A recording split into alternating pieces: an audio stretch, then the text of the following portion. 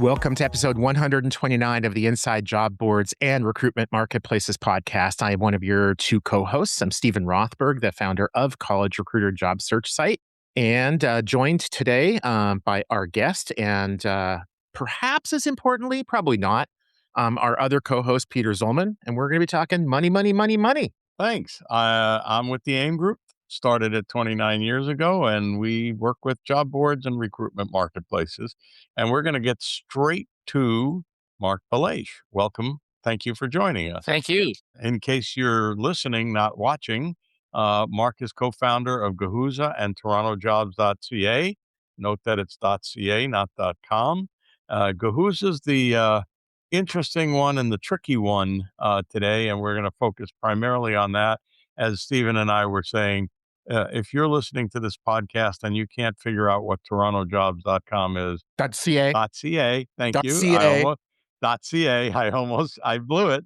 Those scoundrels, not those scoundrels with the .com. Okay, I blew it. But in any case, if you can't figure out what TorontoJobs.ca is, you might as well hit the stop button right now. So we're going to talk about Gahuza. I'm going to give you a shot at saying in 30 seconds or less, what is Gahuza? Well, 30 years of experience in the staffing and recruiting industry, thought there were issues with connecting people. So we just thought, wouldn't it be great if a recruiter could just upload a job, push a button, and start interviewing candidates live on the platform within minutes? Kind of like Uber, you push a button, you say where you want to go from and to, you push a button, somebody shows up. Why can't we do that in the recruiting space? Shorten the process. Sounds fair to me. You say it's like Spotify for job boards. You got another 60 seconds. Okay, I'm trying to be very time sensitive here. So take it back to really quickly the Spotify story. And if you're not familiar with it, you should. There's a great Netflix movie on it, and it talks about how the record industry was kind of like what I think the job board industry is today.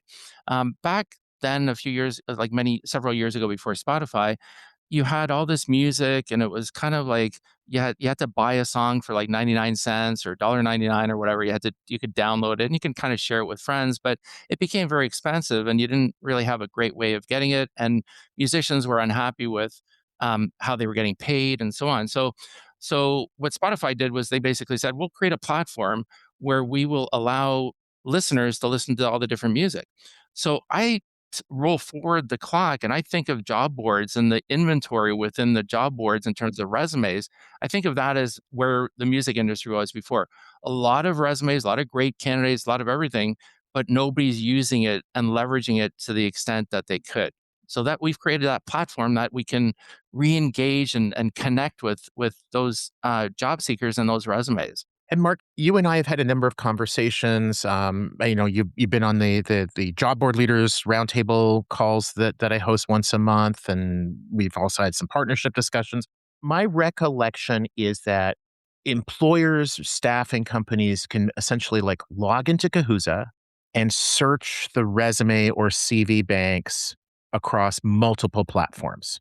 So it's sort of like an all-in-one search. Is that kind of a fair way of describing it? Well, so the recruiter or staffing company or employer, they don't do the search themselves. We do the search. Okay. We use our AI matching technology to get candidates that are matched for that role based on the job description and find whatever, 100, 200, 300, 500 candidates that match exactly that role based on that job description. And then we send out messages to candidates that are matched for that role. So does the employer or the advertiser, or whatever you might want to call them, the staffing company, the employer, do they have to have subscriptions to or contracts with each of the job boards?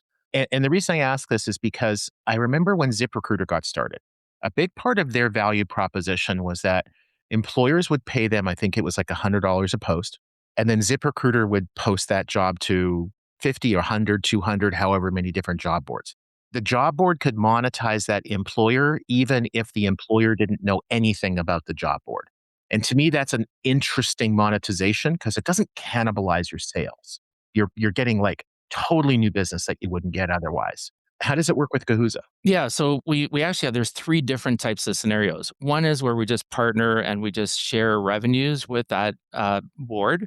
The second one is where there's actually, they can use their credit. So say, for example, they have an account with a job board and they want to use those credits to apply with Kahuza, they can just say, click, we want to search on this one. Or the third one where we can sell resumes. So, for example, if there's a job board that says, hey, you know what, we'll sell the resumes, we'll do a revenue split. So we want, 50 cents, a dollar, what it is for the resume. We resell it. And then that's how the job board earns money. We are good. And the candidates within that job board also get pinged for a live interview. Yeah, we were talking about diversifying revenue streams for job boards, and I guess that's one element. This is one way that a job board can diversify its revenue stream. And we've had people on in the past month or two who've talked about other ways of diversifying revenue streams. One thing that you do, or you've told me you do, that intrigues me. Right now, we're looking for an administrative assistant, Mm. and the process of getting them to send a cover letter, which we demand, we insist on, we won't interview without it, and then scheduling an appointment for a call. You structure it so that the recruiter can do almost instantaneous interviews, video interviews with the candidates. How does that work? Yeah, so our goal is for the first candidate to come in within 15 minutes of the employer pushing the button. So, we kind of looked at Uber's model, and I think their model is 3 to 4 minutes for an Uber cab to show up at your door. So, No, we tell you it's 3 to 4 well, that's true minutes. too. It's always 15 to 20 Right. minutes. Sometimes it's more. We tell, oh, it'll be 3 minutes. Okay, bring it. And then 10 minutes later, it'll be 6 minutes. Anyway, That's weird enough of that. because I always have the black cars just waiting for me. In fact, they're following me around and the black helicopters, but maybe that's another issue. Yeah. So so our model, administrative assistant, perfect example. How long would it normally take you in today's world to connect with somebody to have that first interview? Might be hours, maybe days, sometimes weeks. In our case, we just want upload that job. We'll help you even write the job and analyze it and tell you what's maybe missing about it. Push that button. Our system right away sends messages out to candidates that are matched, inviting them to interview live. And those candidates come in as soon as they get that text. They look at that job. They say, hey, I'm interested. I like it. I think it's a good match. I join. The employer sees them come into the waiting room. They start the interview. It's as quick as possible. Now, Kahoot! Only works to fix that little narrow segment between the time that you have a job to the time you start interviewing candidates. Everything else after that, the job offer, negotiating, interviews, onboarding, all that kind of stuff, that's nothing to do with Kahoot! We're just simplifying that first connection. Hi, this is Stacey Harris. And this is Terry Zipper, and we're the host of the two podcasts under the HR Huddle. On Spilling the Tea on HR Tech, we uncover the latest trends, truths, and challenges from Sapient Insight Group's groundbreaking research and our analyst insights, serving up everything you need to know about HR tech with no sugarcoating. And on HR, we have a problem. We tackle the toughest workplace challenges head on, offering you expert advice and actionable solutions to help HR leaders thrive in today's fast-changing world. Whether you want the scoop on tech or tools to solve people problems, we've got you covered. Take a listen and subscribe. If you want to become part of our community, we'd love to see you. And when you and I first talked about this, which is probably 9 months or a year ago now, Gahuza had managed at least dozens, maybe hundreds of connections, although I think it was still in the dozen. How many hundreds, thousands, tens of millions have you done now? Well, we're at 20. We just surpassed 2,500. So I'm of Okay. the mindset that we should be having 2,500 interviews going on right now on the platform.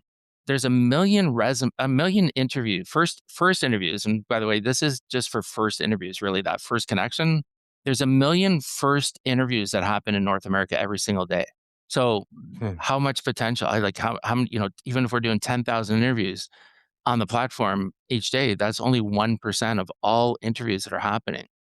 So, how much time are we all collectively wasting by setting up interviews, scheduling, rescheduling, screening resumes, looking at resumes, deciding whether this is the right resume or not?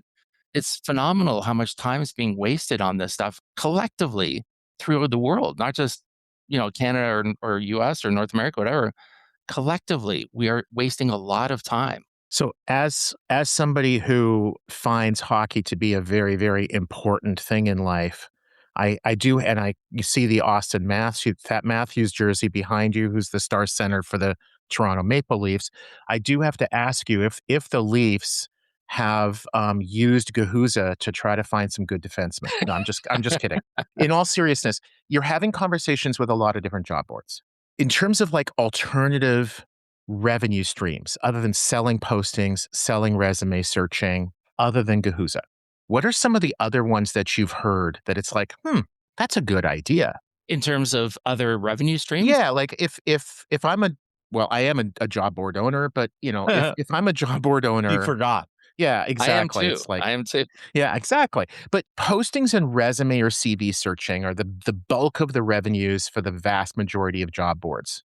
Other than partnering with a Gahuza, what are some other revenue streams that you're hearing from job boards or even torontojobs.ca that you've found to be successful? Well, I think anytime you can monetize that resume database, because that's really where things are. So what I've also heard, people approach me all the time. What about doing this with your database? And I'm thinking of torontojobs.ca because they approach me through torontojobs.ca. And what they tend to do is, hey, what about doing some evaluations, some background checks, wouldn't it be great if somebody could do like a background check on their profile so that when they talk to an employer, they already have their background done. Credit checks, criminal checks, confirm verification that I'm a CPA, confirm verification that I'm a CPA before the employer even does that. Background assessments, skills assessments. These are all things that I've been approached by other, vendors saying, "Hey, like you can monetize this. You can charge the employer for an upgraded, service, or you can charge the candidate, the job seeker who's registered with you, or give them a free assessment. And if you want like something higher end, you got to pay X dollars to do that." So those are other ways that I've heard where people can monetize their database. Peter, I think we have time for one more question. You want to grab it? Sure. So if you've done that number of matches so far, and primarily in Toronto area, correct? Primarily, although we have US Yeah. companies, but yeah, primarily we started in Toronto, but the concept is the same Yeah. everywhere. How are you going to get to 10,000 or a million a day or 100,000 a day, which is 10%, in the next year? Great question. We are in process.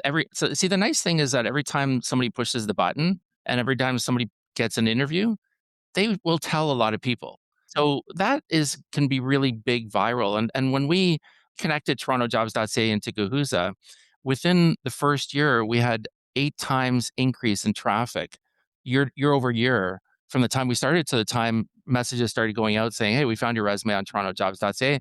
Interview live right now on Gahuza." It was just, kind of magical. Over the last 6 months, we've had a 50% increase in the number of resumes that we've had. So, we're increasing multifold. And, of course, you go up really high, really steep in the early years and months and so on. And then it kind of levels itself out in many ways. But we're using the platform as a marketing machine, as a marketing engine. People will tell their friends they got an interview, they got it through Gahuza, they got a job through Gahuza. No cost to the candidate to register. Right? I mean, they just upload their There you resume go. just like they would on any job board. Well, that sounds like a good place to end it. Thank you for joining us. I hope spring has sprung in Toronto by now or soon. And I hope spring has sprung in Minneapolis by now or soon. Probably not for another month or two for you, Mr. Rothberg. But hey, thanks, guys. Thank you. It's been a pleasure. Cheers. Thanks, Mark.